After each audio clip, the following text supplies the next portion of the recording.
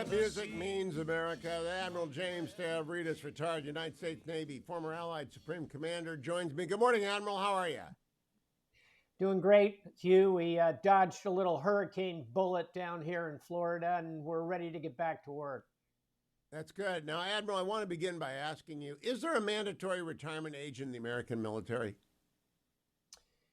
It's a slightly more complicated question than you would guess, but no, there's no mandatory retirement age. What is required is you can only stay for 30 years of service if you continue to progress in the ranks. So, for example, an officer can stay for 30 years if he or she has made the rank of captain. Similar gates exist in the enlisted force, but there's no, hey, you're a certain age and you got to retire. Is there any upper limit, for example, serving as chief of staff or CNO or something like that, where no one above the age of 68 ever ends up in that job? Realistically, it wouldn't happen simply because you come in at age 21, say, commissioned as an officer, you go, realistically, 40 years would be the long. I did 37. Mike Mullen, the chairman of the Joint Chiefs, did 40 years. That's the realistic limit. Okay, now I do remember that there were waivers extended for the submarine guy, whose name is escaping me right now, Hyman forever. Rickover. That's it. He stayed in until he was 80, right? I think even longer. I think he served into his 80s. He became the longest serving Navy officer in history, longest serving flag officer in history. That was an exceptional case. The Congress decided to keep extending that. It required effectively changing the law to do that. Yeah, so now this brings me to No Labels. Have you been approached by No Labels, Admiral? I've had a couple of very casual conversations with him. I don't know a great deal about the organization. Yeah, my theory is that if they found a Republican who could win, they would come and ask you as a naval officer with maybe some Democratic history to be the bottom of the ticket. So I would assume that you would do that. Would you have any interest in ever doing that? Would you rule it out? That's the best way to put it. Would you rule it out? I would never rule out serving the country. So, given that you wouldn't do that, do you think there are any Republican sitting officials that you know who, I mean sitting officials, who would serve at the top of that ticket? At the top of the No Labels ticket, I'm unaware. Like you, I've read the press reports. I think I've seen reports that John Huntsman is kind of in that orbit, former governor. I've seen that on the Democratic side, Joe Manchin's name mentioned. He's a sitting Democrat. But you see different names here and there. But at the moment, as I say about presidential tickets involving the name Stavridis, Stavridis is too long to fit on a bumper sticker. Yeah, well, it would have to be Stab. Now, I bring this up because I'm writing a column for the Post this week about how would I suggest the candidates do debate prep. And my summer project was, and I'm sure you're familiar with all three of these. I read Gene Edward Smith's Eisenhower in War and Peace. I read E.B. Potter's Nimitz, and I reread Manchester's American Caesar. And I think if you read those three books and you're a candidate running for president, you're going to understand how the presidency works and how it interfaces with the military. Do you agree with me on that?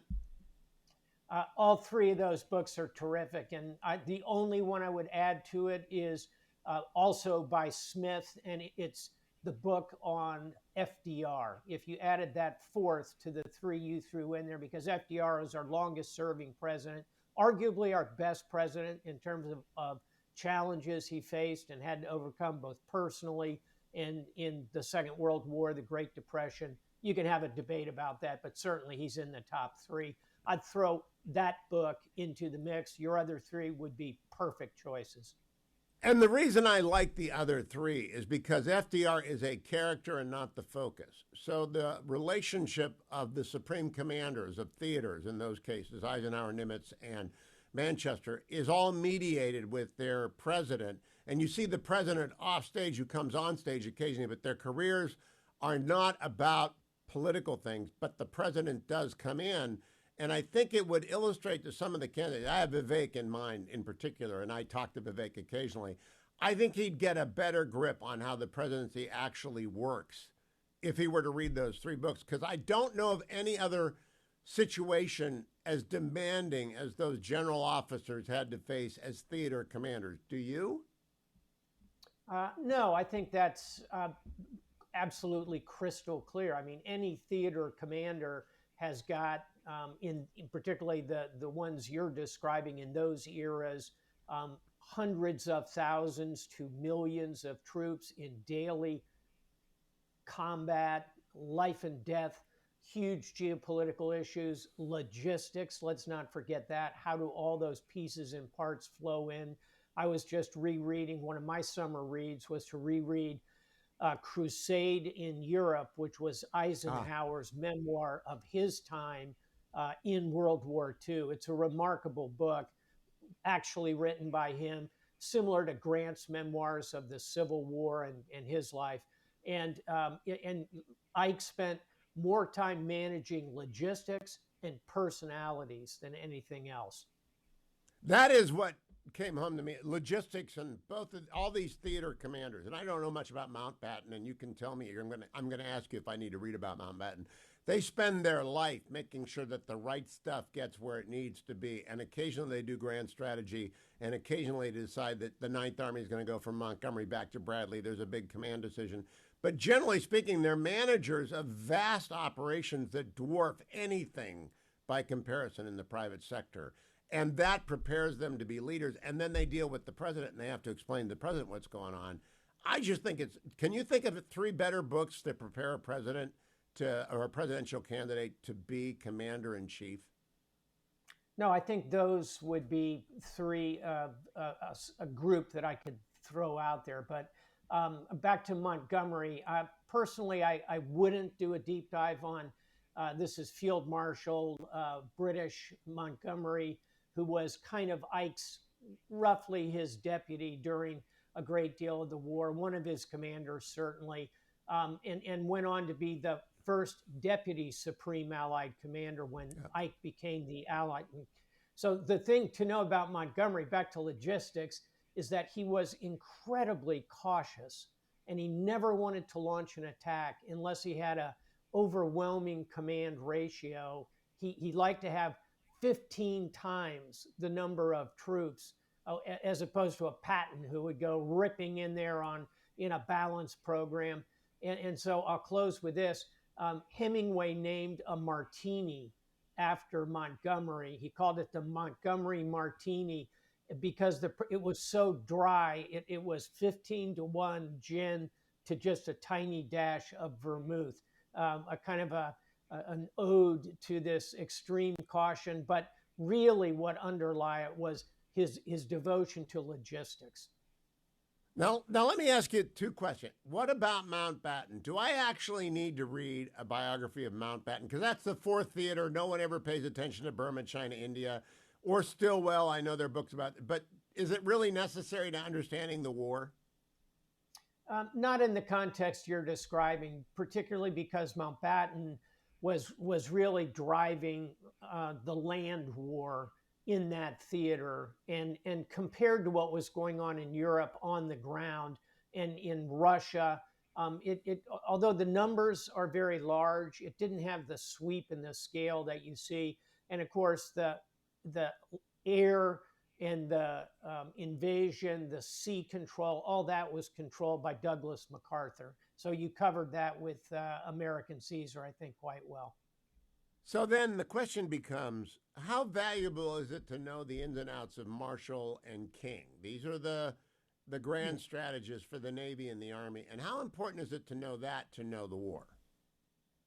Oh, I think vital. And Leahy, I'd put into that mix as well. Admiral Leahy, who was FDR's, essentially his chief of staff through much of this. King was the commander of the Navy, if you will. Marshall, the commander of the Army. The three of them together are not often studied, too little discussed, but very essential to the thesis you're developing about how the commander-in-chief goes about his, or in today's era, her ability to manage that war. Because again, a flip side of all this is FDR was not picking up the phone and calling Ike. He was talking to Marshall, he was talking to Leahy, he was talking to King. Similarly, he was not picking up the phone to call Nimitz or MacArthur in the Pacific. So to understand Washington, I think you need to dive into those three characters. I'll give you a book, if you haven't read it already, on Ernest King, who is famous curmudgeon. It's called Master of Sea Power by Thomas Buell. And King was the biggest personality of all of them, if you will. A huge ego. He invented his own uniform for the Navy, which was battleship gray, and everyone refused to wear it. Everyone wanted to stay in the blues and the whites that we always wear. So when he would go somewhere, people would dress up in this gray uniform he'd invented, and the minute he left, they'd take it off. Now, I have a thesis to trot out in our 2 minutes left, Admiral. The essence of commander-in-chief, the essence of it, is FDR deciding not to bring Marshall, who desperately wants to be the supreme commander of Overlord, but to leave him in Washington, D.C. And it hurts FDR to not do it. It hurts Marshall not to get it. Eisenhower, of course, is happy, but it's the best decision. I think it's sort of the essence of being commander-in-chief. What do you think? You're absolutely right. And Colin Powell, who's another figure in this conversation, certainly worth studying and reading his autobiography, My American Journey, which walks through his life as a national security advisor, chairman of the Joint Chiefs, Secretary of State.